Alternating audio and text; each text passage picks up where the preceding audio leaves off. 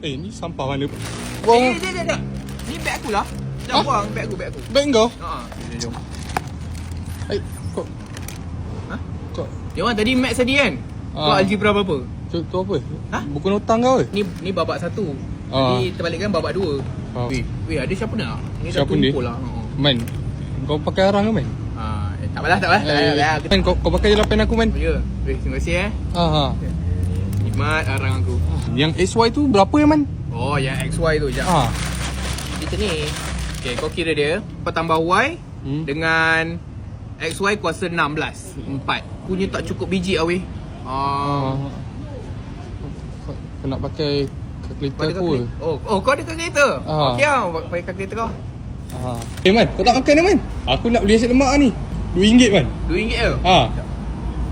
Rasa kupon RMT aku cukup tak? Kau RMT ke? Tak apa, aku tunggu RMT lah nanti.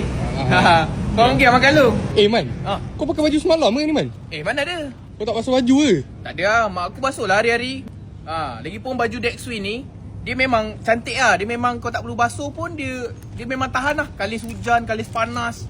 Cuma dia tak kalis susah lah. Susah tu aku kena terima lah. Ini mana kau beli? Baju Dexwin ni aku dapat bantuan dari sekolah. By the way kau tak stay back ke ni?